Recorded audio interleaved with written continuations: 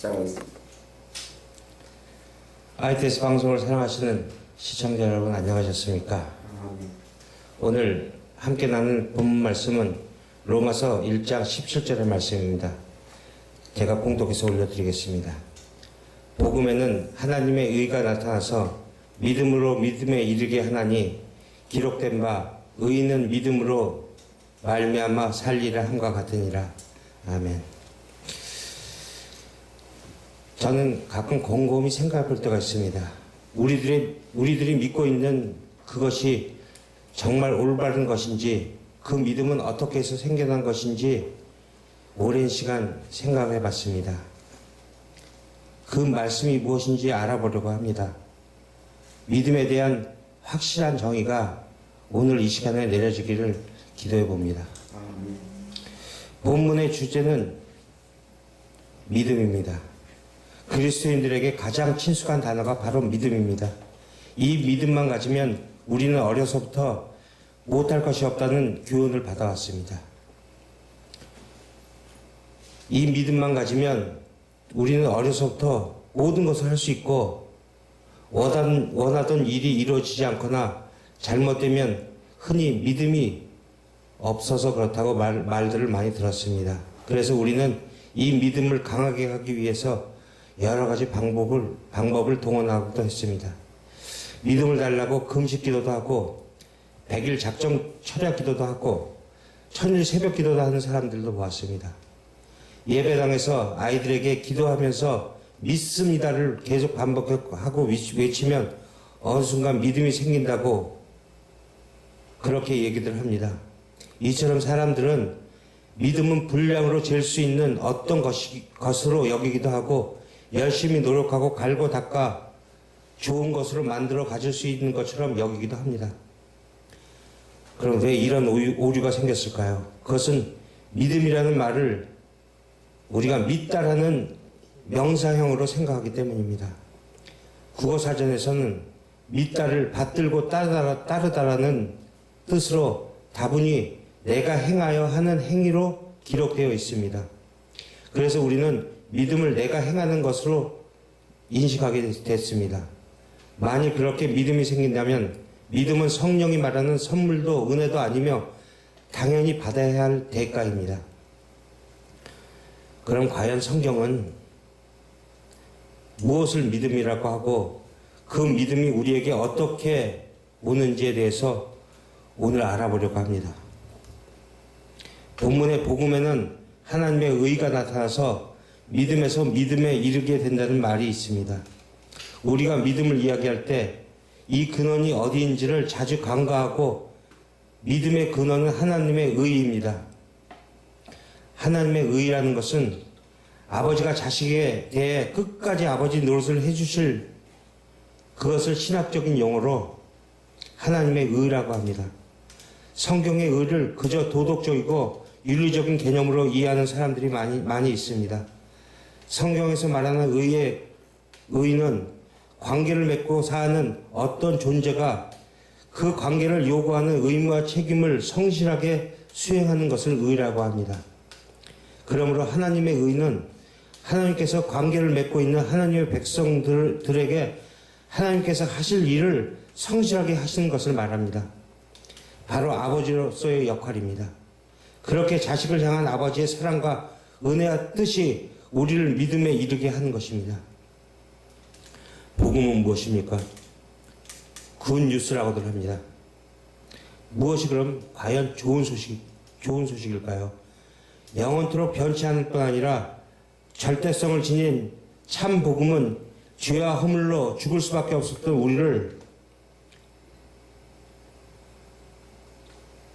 위하여 하나님께서 아들을 보내주셨고 그 아들 자체는 우리 하나님 백성들을 위해서 기꺼이 하나님의 저주를 받아 죽으셨는데 하나님께서는 그 아들을 다시 살려내셨고 그 삼위의 하나님께서 하신 일이 우리에게 전가되어 우리가 용서받고 나음을 입게 된 것이 바로 이 복음입니다. 성경 전체는 그 얘기를 하고 있습니다. 그리고 그 복음을 믿는 자들을 그리스도인이라고 얘기합니다. 어떤 사람에게 복음이 진짜 굿 뉴스가 되기 위해서는 그 소식이 자기와 관계가 있다고 전제가 돼야 됩니다. 그것이 전제되지 않고는 복음은 그 사람과 아무 상관이 없습니다. 그처럼 복음이 진짜 복음이 되기 위해서는 반드시 필요한 것이 믿음입니다. 보편적이고 일반적으로 던져지는 복음이 정말 나와 관련한 진짜 좋은 소식이 되기 위해서는 우리에게는 믿음이라는 것이 꼭 필요합니다. 그렇다면 그 믿음이 어떻게 가질 수 있는 것인가를 오늘 여러분과 함께 나눠야 될 내용입니다. 본문에서 믿음이 믿음으로 우리를 이끌어 간다고 기록되어 있습니다. 다소 이해하기 힘든 논리입니다. 그리고 그 말은 오직 의인은 믿음으로 말미암아 산다라는 말과 같은 말이기도 합니다. 그러면 앞에 믿음은 무엇이고 뒤에 믿음은 무엇일까요? 먼저 믿음에서 믿음으로 이르게 한다는 말을 여러분과 함께 풀어보겠습니다. 그 구절을 보면 마치 믿음이 두 종류가 있는 것 같은 뉘앙스가 풍겨집니다. 그렇습니다. 믿음은 우리가 두 가지 관점으로 나눠 이해할 수 있고 해석할 수 있으며 바라보는 관점을 달리 가질 수 있습니다. 우리가 믿음을 공부하는데 믿음을 대표하는 아브라함의 삶을 짚어보면 그 구절의 진위를 알 수 있습니다. 히브리서 11장으로 가보겠습니다. 8절에서 9절. 믿음으로 아브라함은 부르심을 받았을 때 순종하여 장래 기업으로 받을 땅에 나갈새 갈 바를 알지 못하고 나갔으며 믿음으로 저가 외방에 있는 것 같이 약속하신 땅에 우거하여 동일한 약속을 유업으로 함께 받은 이삭과 야곱으로 덮어 장막에 거하였으니. 아멘. 이처럼 아브라함은 믿음으로 부르심을 받을 때 순종하고 고향을 떠났다고 기록하고 있습니다. 그래서 우리는 아브라함의 믿음을 부러워합니다. 믿음의 조상 아브라함과 같은 믿음이 나에게도 있었으면 합니다. 그러나 그가 처음 부름을 받았을 때 정말로 믿음으로 떠났을까요? 창세기 11장 31절로 32절을 보면 데라가 그 아들 아브라함과 하란의 아들 그 손자 롯과 그 자부 아브라함의 아내 사레를 데리고 갈대아 우르에서 떠나 가나안 땅으로 가고자 하더니 하란에 이르러 거기 거하였으며 데라는 205세를 향수하고 하란에서 죽었더라. 여기에서 고향 갈대아 우르를 떠난 것은 아브라함이 아니라 그의 아버지 데라가 아브라함과 그 식솔을 이끌고 나왔다는 것을 알 수 있습니다. 그런데 사도행전 7장을 보면 스데반의 설교에서 하나님께서는 데라가 아닌 아브라함에게 나타나서 고향 갈대아 우르를 떠나라고 명령하셨습니다. 그런데 아브라함이 아닌 데라가 여행의 주도권을 가지고 있었습니다. 어떤 의미가 있음을 분명히 알 수 있습니다. 아브라함의 생애에서 우리가 또 간과해서는 안 될 부분이 있습니다. 믿음의 조상 아브라함은 대단한 믿음의 가정에서 태어난 것이라고 미루어 추측들을 합니다. 그러나 아브라함은 우상을 만들어 팔던 우상 섬기던 아버지 밑에서 자란 사람이며 그도 역시 하나님의 전혀 마음을 떠나서 우상을 만들면서 우상 덕으로 잘 먹고 잘 살던 사람입니다. 여호수아 24장에 여호수아가 모든 백성에게 이르되 하나님 여호와의 말씀에 옛적에 너희 조상들 곧 아브라함의 아비 나흘의 아비 데라가 강 저편에 거하여 다른 신을 섬겼으니 보십시오. 이 뜻을 보면 다른 신들을 섬긴 조상이 데라만을 지칭하는 것처럼 보이지만 분명 그 앞에 너희 조상들이라고 말이 써 있습니다. 복수입니다. 그러므로 다른 신을 섬긴 사람들은 데라 한 사람이 아니라 아브라함과 모든 가족들이 다 통칭하는 이야기입니다. 아브라함은 우상을 섬기던 심지어 우상을 만들어 팔던 집안의 자식이었으며 본인도 집안의 내력을 쫓아 우상을 섬기던 사람이었음이 분명합니다. 왜 하나님은 믿음의 조상을 택할 때 이렇게 집안 내력이 형편없는 사람을 택했을까요? 그와 동시대의 사람인 욥을 택했으면 더 좋지 않았을까요? 거기에는 분명한 이유가 있는 것입니다.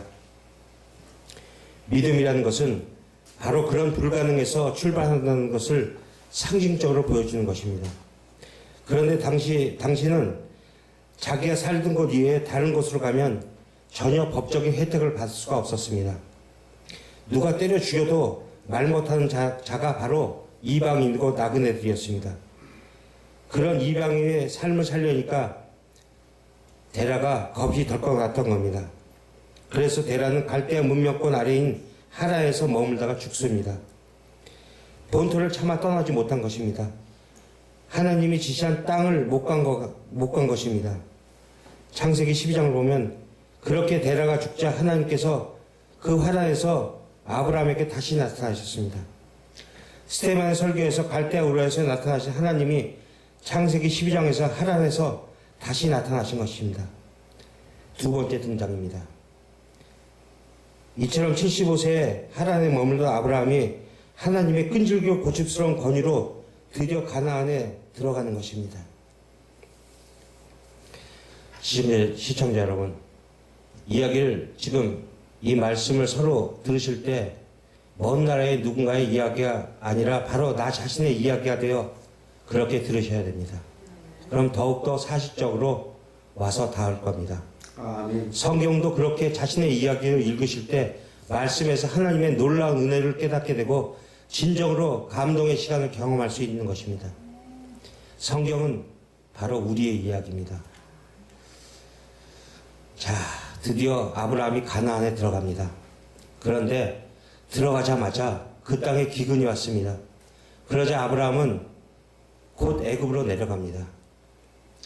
복을 준다고 여기까지 왔는데 복은커녕 기근이 뭐냐고 뒤도 안 돌아보고 애굽으로 내려간 것입니다.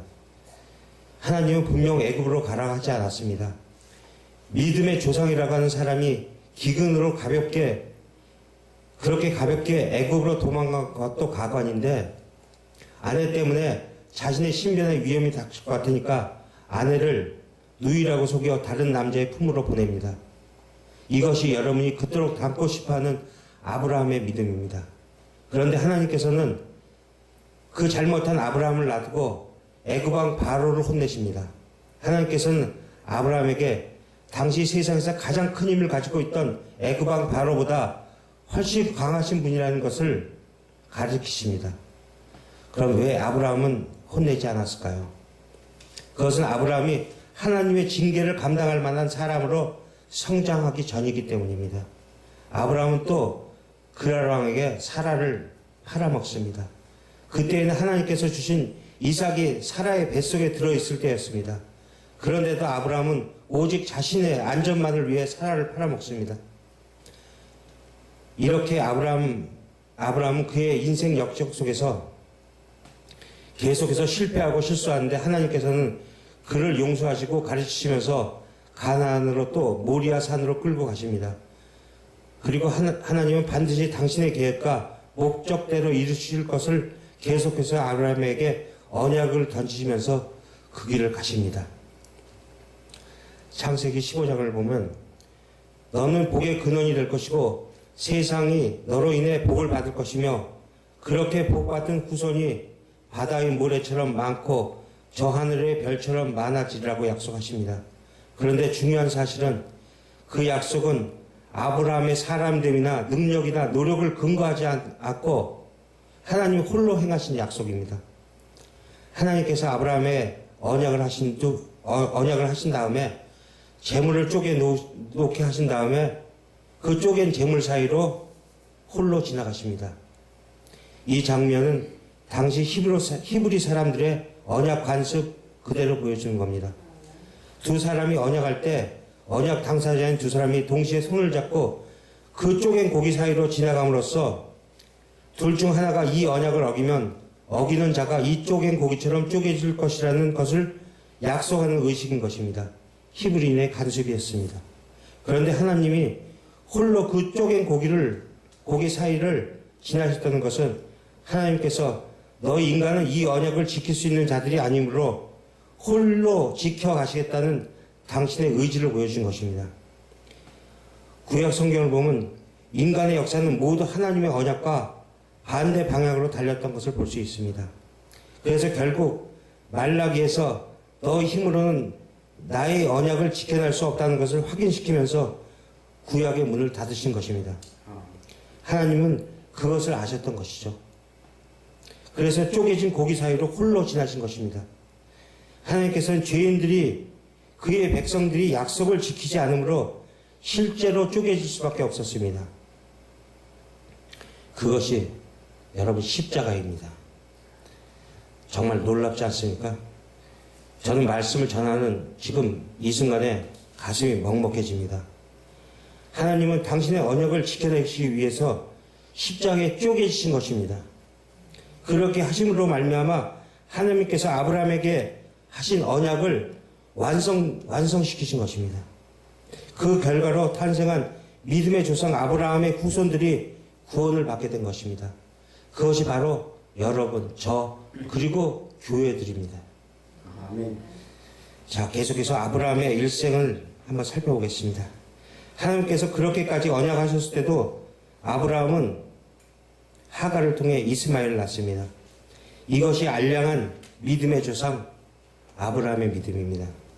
우리는 아브라함을 보면서 아브라함 속에 있는 믿음의 후예인 우리의 모습을 보아야 합니다. 우리가 바로 그런 자라는 것입니다. 하나님의 오래 참으심이 없었다면 이미 주옥불에 던져져서 남을 자가 한 명도 없다라는 그 우리 바로 우리인 것입니다. 그처럼 아브라함이 하나님의 약속을 믿지 못하고 이스마엘을 낳은 뒤 그로부터 13년 후에 하나님께서 아브라함에게 나타나십니다. 그때 아브라함의 나이 99세였습니다.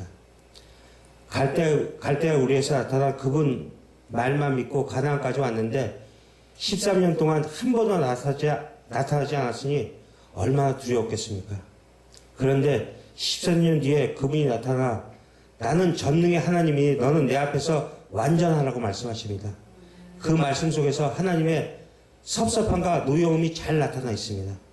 하나님은 전지전능하신 분인데 왜 나를 믿지 못하고 내 마음대로 하냐고 질책이 담겨있는 그 목소리였습니다.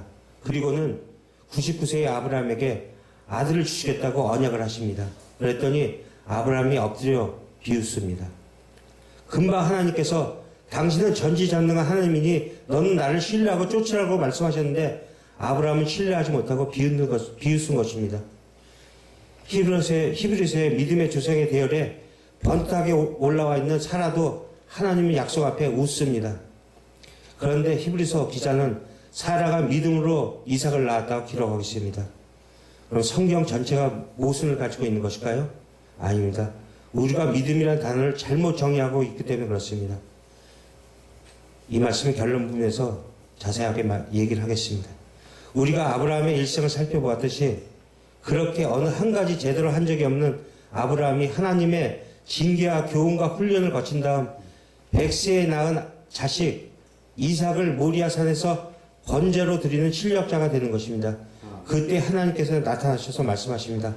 창세기 22장을 보면 가라사대 여호와께서 이르시기를 내가 나를 가리켜 맹세하노니 내가 이같이 행하여 내 아들 내 독자를 아끼지 아니하였은즉 내가 내게 큰 복을 주고 내 씨로 크게 성하여 하늘과 별과 같고 바다의 모래와 같게 하리니 내 씨가 그 대적의 문을 얻으리라. 또 내 씨로 말미암아 천하 만민의 복을 얻으리니 이는 내가 나의 말을 준행하였음이라 하셨다 하니라.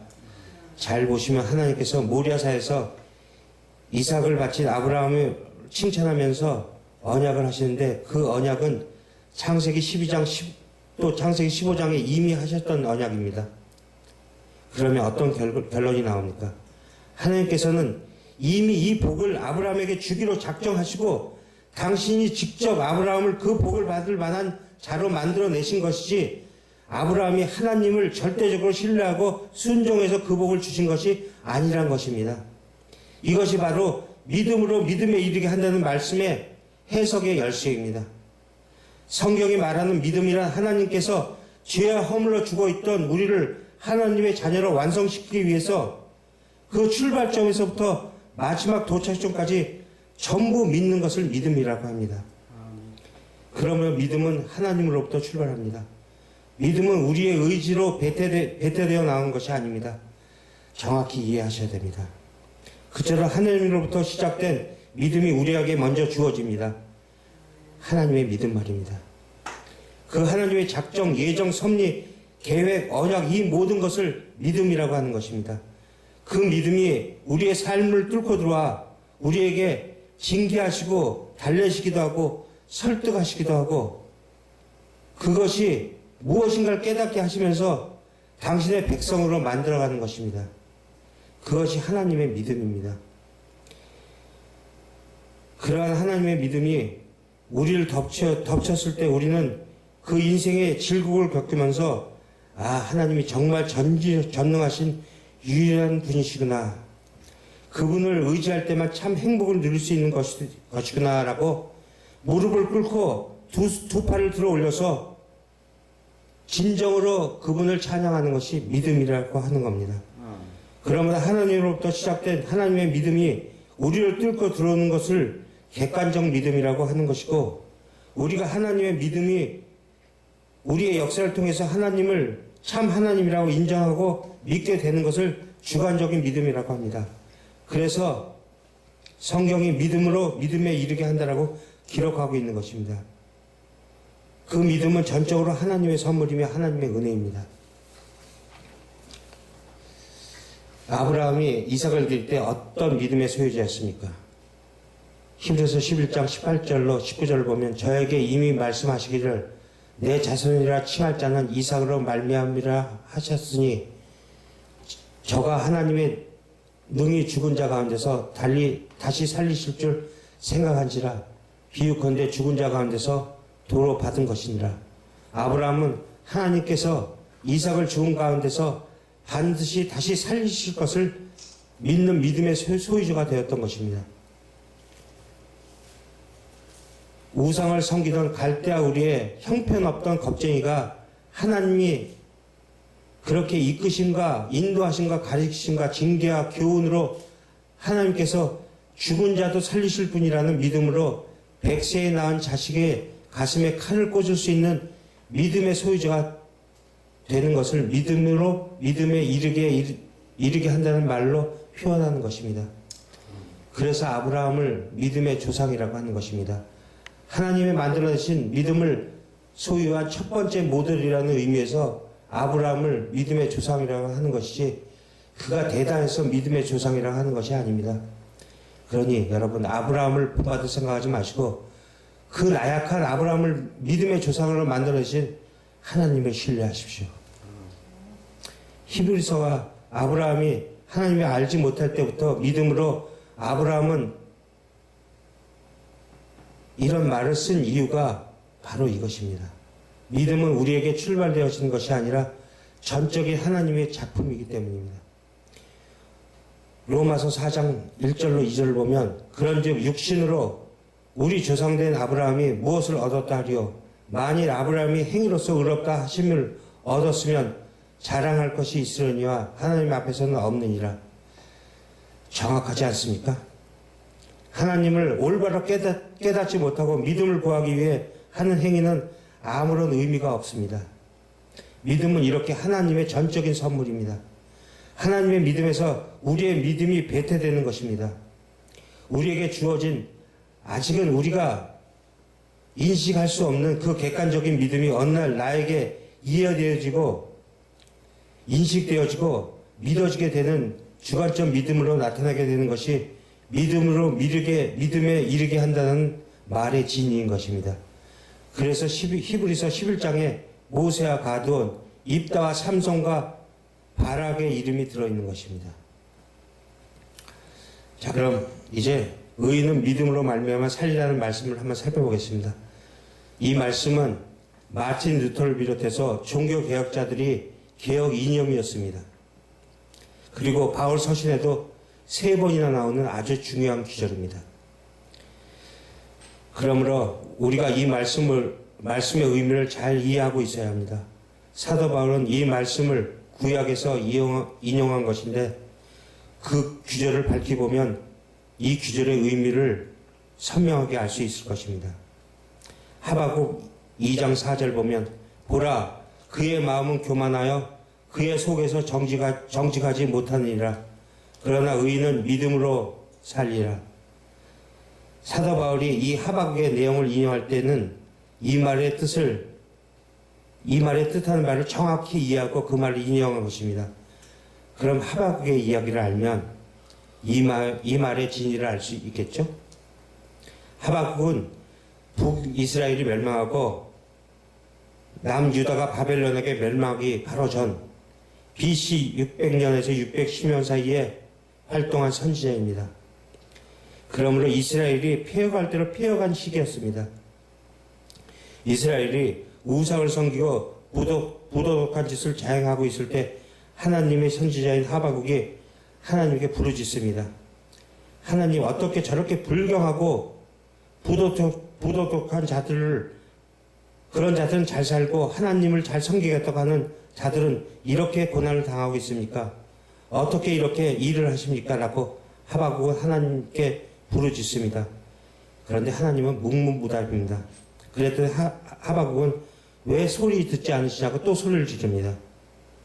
하박국 1장 2절 4절을 보면 살려달라고 부르짖어도 듣지 않으시고 폭력 있다 하고 외쳐도 구해주지 않으시니 주님 언제까지 그러실 겁니까? 어찌하여 나로 불의를 보게 하십니까? 어찌하여 악을 그대로 보기만 하십니까? 약탈과 폭력이 제 앞에 벌어지고 다툼과 시비가 그칠 사이가 없습니다. 율법이 해이하고 공의가 아주 시행치 못합니다. 악인이 의인을 협박하니 공의가 왜곡되고 말았습니다. 여러분, 이 말씀을 읽으면서 지금 오늘날 이 시대 같지 않습니까? 그러자 하나님은 5절에서 대답하십니다. 갈대아인들을 들어서 너희 이스라엘을 칠 것이라고 말씀하십니다. 하박국은 깜짝 놀랍니다. 하나님께서 하나님의 백성의 악함을 치시는데 더 악한 자들을 들어서 치시겠다는 것입니다. 갈대아는 바벨론입니다. 그들은 이스라엘의 소유를 빼앗아다가 잘 먹고 잘 살고 있었습니다.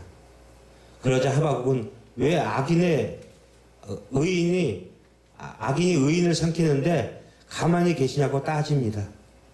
하박국은 지금 자신은 의로우며 이스라엘은 선인이라는 전제하에서 하나님께 따지는 것입니다. 그러자 하나님은 2장에서 대답을 하십니다. 너는 나와 이스라엘이 선이고 율법을 가지고 있는 자들이라고 스스로 의인인 줄 알고 있나 본데 의인은 믿음으로 사는 것이다 라고 말씀하십니다. 너나 이스라엘이나 바벨론이나 다 똑같은 놈들이야. 그러나 하나님께서 믿음을 선물로 주신 자들만이 의인이며 그들만이 살아난다는 것입니다.